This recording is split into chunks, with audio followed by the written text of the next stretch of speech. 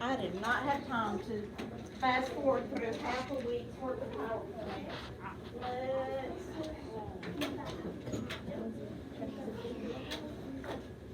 See, put that up. Put that up. Put it away.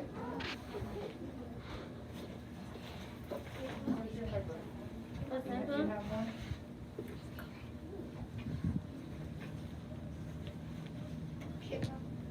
All right, this, y'all know Wednesdays is not nearly as long, but let's zoom on through. All right, look at this sentence from How Night Came from the Sea.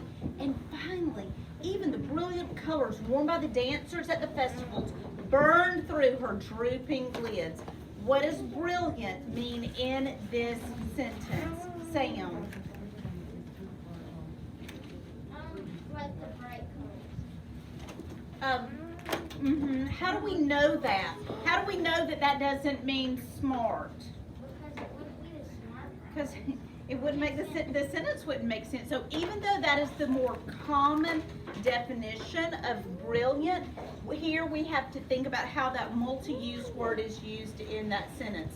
Now, what are the lids the author is referring to? Lids is another multi-use word. We talk about lids on that drink that need to be on it right now. Okay, but what are they talking about here? Hudson. Like your tops. Okay. Is that what we're talking about here? And finally, even the brilliant, bright colors worn by the dancers at the festival burned holes through her drooping tops of her apple juice. Is that what we're talking about? No.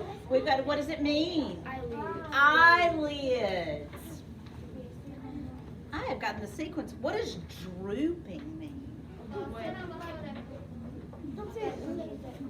Okay, like drooping, tired eyes. Okay, tolerate. What a great word, tolerate. Okay, 3, 2, 1. Hold on, everybody sit real still and let's wait until you're ready.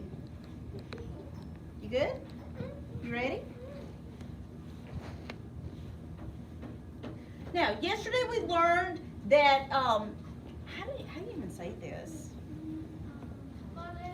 Emanjai's daughter could not tolerate, she couldn't tolerate the bright sunlight day after day. Tolerate means to endure something. We talked about how difficult it is to walk outside after being someplace that is dark. It's difficult to tolerate that light when our eyes have become accustomed to the dark. But to tolerate means to put up with something or to endure. Isn't that gorgeous? Nightfall. Nightfall means the coming of the night. All right, ready. Now, oftentimes on our test, we're told to look for a sentence in a particular place, right? Look in the first paragraph, look in the second paragraph, look at the final sentence. Look at the last sentence on this page. Some of you in the cheap seats may not be able to see it. And when she spoke, the night spirits were suddenly calm, and there was hushed darkness everywhere. Listen one more time, because I know you can't see it. And when she spoke, the night spirits were suddenly calmed, and there was hushed darkness everywhere. Why were the night spirits calmed by hearing the daughter's voice? Sam, what you think?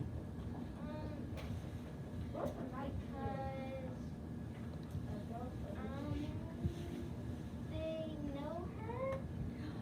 How do they know her? They know that she's the daughter of yeah, they So I think that was something that was just like a baby that's fussing. If you take that baby and hold it and hears his mom's voice, then it would be soothing, it would be calming. So, what conclusions can you draw about why daylight returns after Imanja's daughter has slept? Now, drawing conclusions is one of our 4th grade skills.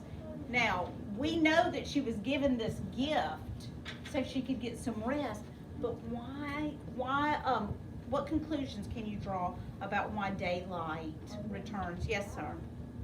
Because what it said, the earth spins in circles, so it has to go. Okay, well, I think we had to get back. Let's look. It says, then the gentle hum of night creatures began, and moonbeams flickered across the sky. The creatures of the night appeared before her. The owl hunting by moonlight, and the tiger finding its way through the forest by smelling the dark, damp earth. The soft air grew heavy with the smell of night perfume. To Imanja's daughter, this coming of night was indeed like a quiet after crying or the end of a storm. It was like a dark, cool blanket covering everything, and just as if a soft hand had soothed her tired eyes, Imanja's daughter fell fast asleep. She awoke feeling as if she were about to sing. How rested she was after the coolness of her night dreams. Her eyes opened wide to the brightness of the glistening day, and in her heart she knew she would find peace in her husband's land. And so to celebrate the beauty of her new house, Imanja's daughter made 3 gifts. So she was given this darkness so she could sleep as a gift, right? But do they have to get back on the regular cycle? You know, we've been talking about patterns in nature, and we can't get away from that even in this story. They had to get back to a regular pattern. We're going to come back to drawing conclusions. We'll upload this sheet for you to virtual students. Now, we just read that she gave 3 gifts. Let's find those. What are the 3 gifts? I don't want y'all to take the time to get your books out. So listen carefully. Well, we can, come on, get bigger. We have 1, 2, 3, 4 paragraphs. Audra, first one. Go. The last bright star, still shining above Palm. the palm tree. She said, Glittering. glittering star, come down on you will be our Sign. sign that tonight is passing. You shall be called the morning star, and you will Announce. announce the Micah, will you please put that away? right The birth of each day. Cameron. To the rooster standing by her, she said, you shall be the watchman of the night.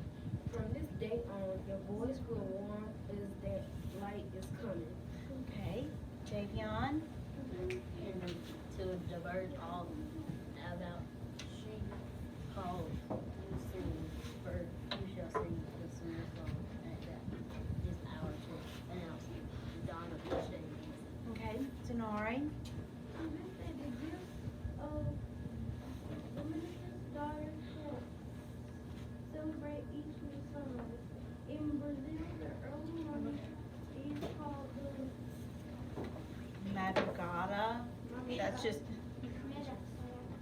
the madrugada slides onto the horizon. horizon. The morning star Rains. rings in the sky and queen of the dawn. Announce the day's approach to the sleeping birds, and then they sing their most beautiful songs. Okay, so let's start back at the top. There are 3 gifts. What are the 3 gifts? Yes, ma'am.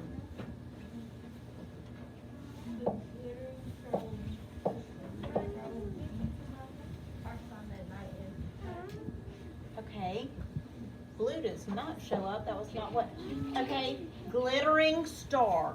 What is the next one? Yes, sir. You shall be the morning star, and you will announce the birth of each day. Okay. So, glittering star, morning star, those are the same. Well, Um, to the rooster standing by you. okay, so the gift is given to the rooster that you will be watchman of the night. And then a gift given to the birds is that what? Sing your sweet. Okay, they're gonna sing sweet songs at this hour. So why, get back over here, why is the sequence of these gifts important?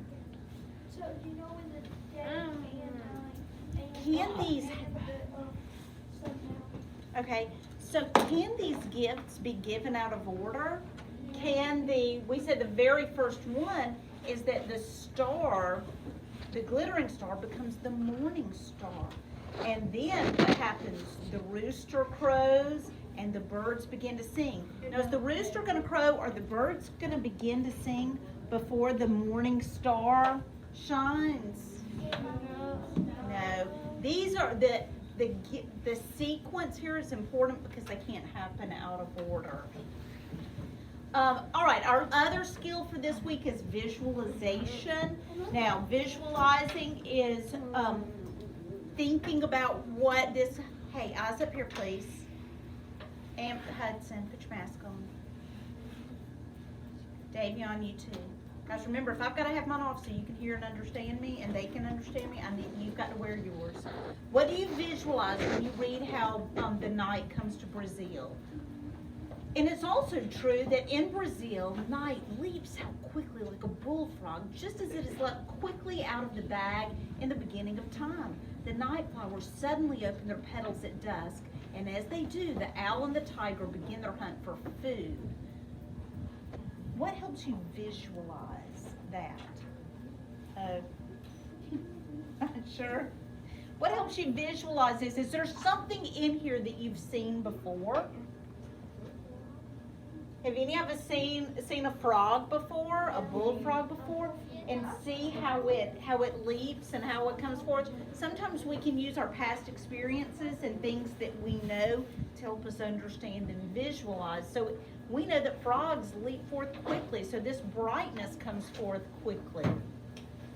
All right, subject, verb agreement.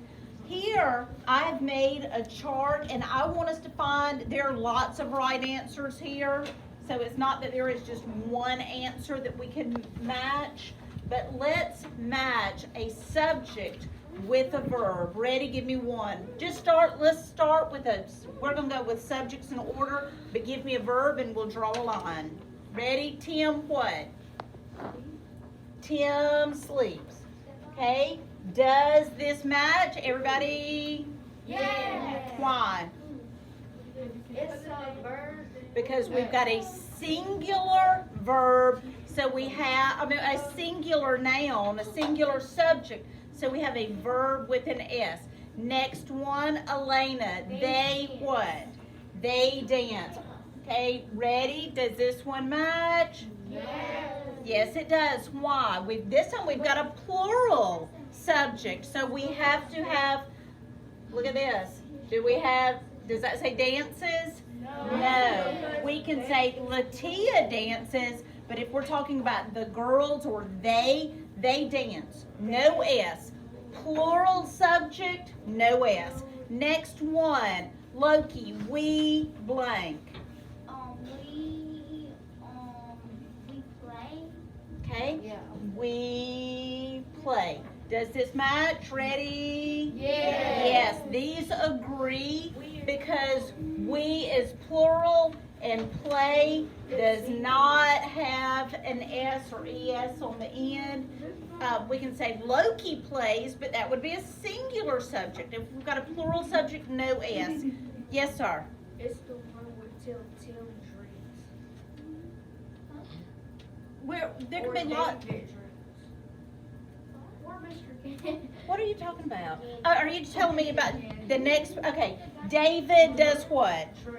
David drinks. Now, guys, what do you think? Does this match? Ready? Yes. Why?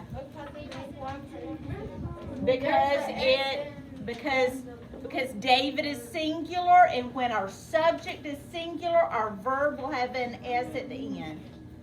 So, next one, she. What do you think, Christian? She watches. Does this match? Ready? Yes. Why? Because Okay. she is a singular. She is singular. Watches will end with ES. All right. Next one. People. Gabby. People what? Walk. Where? People walk. Why does this work? Dalton. Is people singular or plural? Guys, I can't hear. People is plural. That means more than one person. So should our verb, we said people walk. So if people is plural, should walk end with S or ES or no? No. If our subject is plural, then we're not going to have an S. Next one, deer, Savion. Dear John. The deer jump. So we've got a plural subject, so we should not have an S. Teachers, what, Micah? Hurry, hurry. Yes, ma'am. Teachers talk all day long. All day long. Okay, Joseph, Mr. Gandy. Mr. Gandy eats. Okay, so we've got a singular subject, so we're going to have a verb with an S. And last one, and then we've got, okay, now, I told you that it might not match up. We can have an answer. Okay, well, let's take that back. We've got one subject left, one verb left. Do they match? Ready? No. What do we have to do to the verb to make it match? Take the S out. Yeah, take the X about boys fly. Okay, the boys fly. Now, that sounds like they're either going to fly using... Oh, I got to see some friends, a picture of some friends the other day that went hang gliding. How cool would that be? All right, not so cool if you are scared of heights. This I'm going to have to pass out to you. We will upload it for you. Now, our spelling skill this week is the vowel sound in shout. We're going to spell that with the vowel pair O-U and O-W. So, this says outside, through, and house may seem easy, but they're often misspelled. All of these words have the vowel pair O-U that says ow. But house has the vowel sound. All of these words have a vowel pair O-U, but only outside and house have the vowel sound in shout. Which one of these words goes in this sentence? Walk blank the hall to room 504. Outside. Walk outside the hall to room 504. Noob. Walk through the hall. We would probably say walk down the hall, but if you've only got these three choices, which one is the best one? Through. How are we going to spell it? T-H-R-O-U-G-H. Through. Okay, we live in a blank that is red. What's it going to be? How are we going to spell it? H-O-U-S-E. Last one. There is a garden blank. How are we going to spell it? O-U-T-S-I-D-E. All right, this is in your Reader and Writer Wordbook. It is page 209. Tomorrow, we're going to read another myth about day and night. This is going to be important because we're going to compare and contrast them on our test. All right.